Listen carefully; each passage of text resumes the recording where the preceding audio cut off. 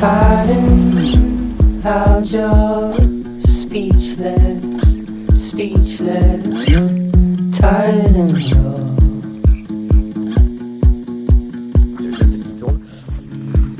Hop, on s'arrête un peu sur la Jag. Je viens de recevoir quelques pièces. Je vous montrerai ça dans la prochaine vidéo. Tu veux fumer une clope? Salut les amis, j'espère que vous allez bien. Alors aujourd'hui, nouvelle vidéo. Il s'est passé un truc super chelou avec l'Hayabusa. J'ai voulu graisser la chaîne en faisant tourner la roue, en passant les vitesses sur le béquille d'atelier. Et à l'arrivée, il y a eu un bruit hyper chelou. C'est qu'il y a eu un espèce de gros cognement, comme des métaux qui avaient explosé à l'intérieur de la boîte, tout en graissant la chaîne. Donc du coup, la moto a calé toute seule. On va découvrir ensemble ce qui s'est passé. Je cale la caméra et je vous montre le bruit que ça fait. Alors ça se passe à ce niveau-là.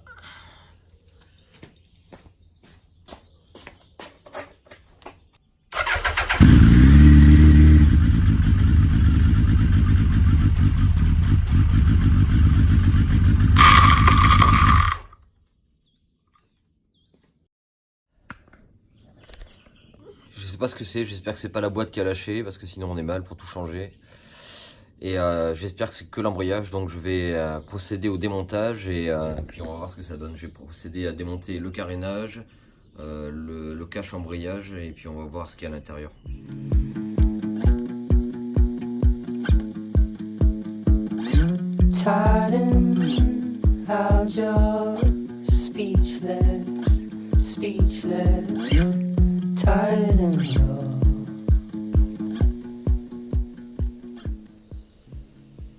Caoutchouteux.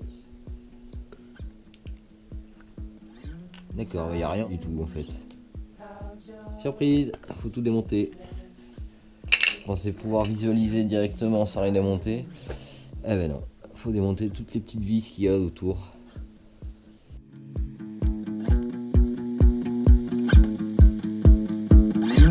Là, la surprise arrive. Oui.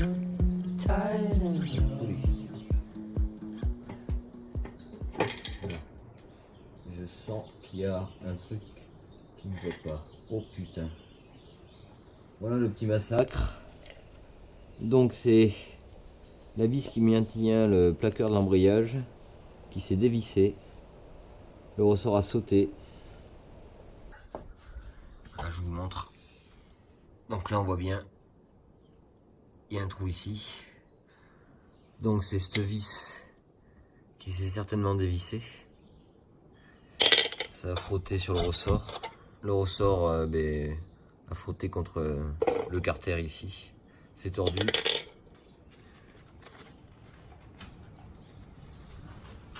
Ce que j'essaye de comprendre par contre, c'est qu'est-ce qui a provoqué ce trou qu'on voit sur le côté, à l'intérieur. Donc je vais procéder à l'extraction de cette plaque en dévissant les vis là. Et on va aller voir à l'intérieur comment ça se passe.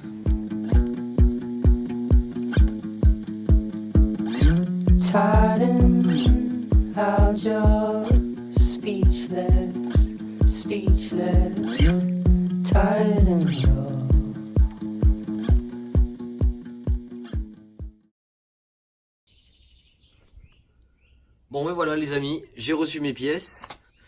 Donc on va changer le filtre à huile. Le plaqueur d'embrayage, il y avait un trou carrément dans l'aluminium qui était...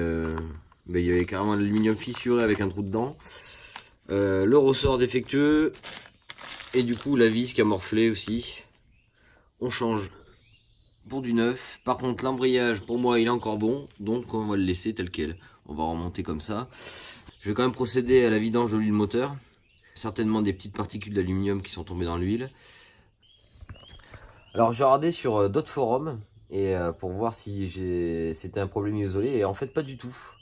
Je suis pas le premier à qui ça arrive assez souvent finalement.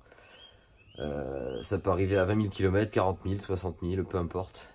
Et en lisant pas mal de commentaires, j'ai remarqué que la plupart des personnes à qui c'est arrivé, c'était justement un espèce de petit... ça faisait comme un bruit de cisaillement comme un bruit de ferraille, un peu comme les anciens embrayages à sec de chez Ducati. Et en fait, quand ils amenaient la moto chez le mécano, ben, ça venait effectivement de ces fameuses vis qui étaient dévissées. Et les mécanos en fait mettent du frein filé sur les vis pour plus que ça bouge. Donc moi c'est ce que je vais faire. Alors j'ai remarqué un truc, c'est que la moto de 99, et quand vous regardez la pièce défectueuse, ici là, à cet emplacement, vous avez le repère, le marquage de fabrication. C'est-à-dire c'est l'année en fait. Là il y a un 3, ça veut dire 2003.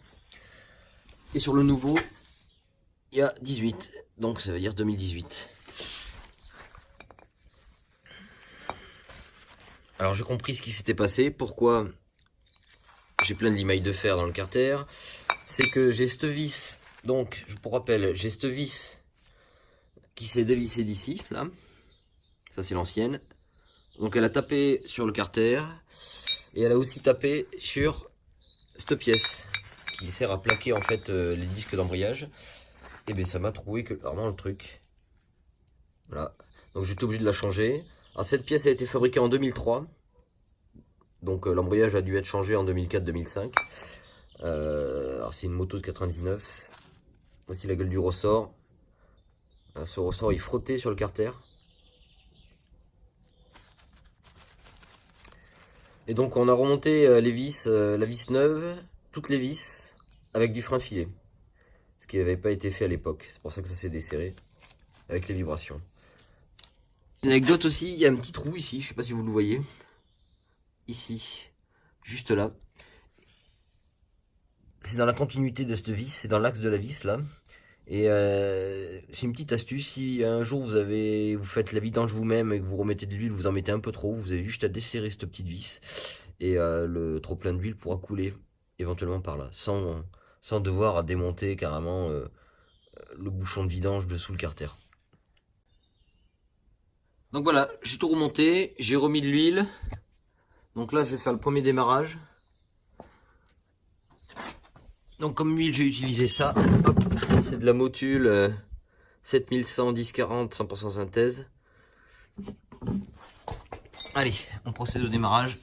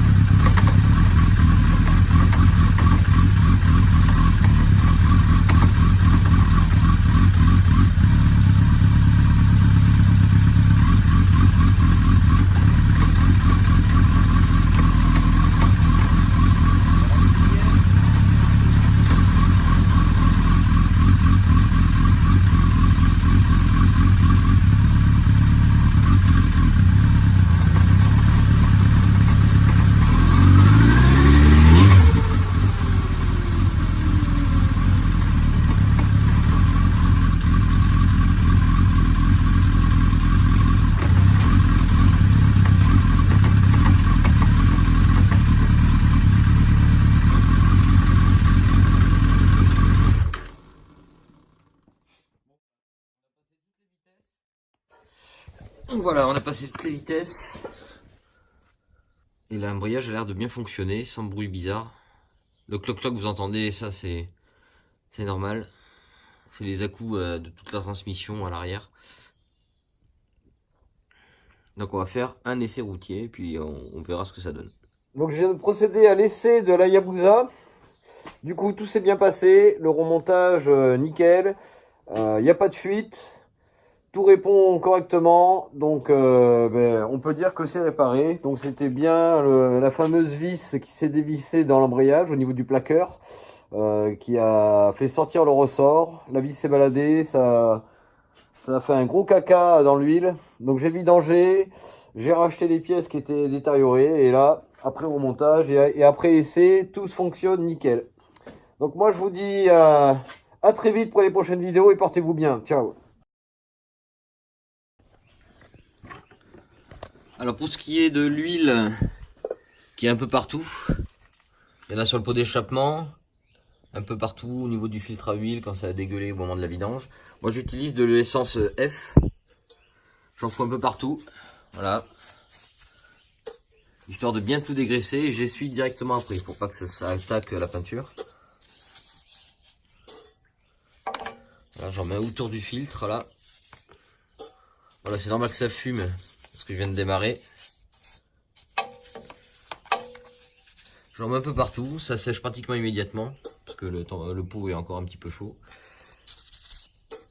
Et voilà, j'en mets un peu partout histoire de pas être emmerdé, d'avoir des mauvaises odeurs quand elle va bien chauffer.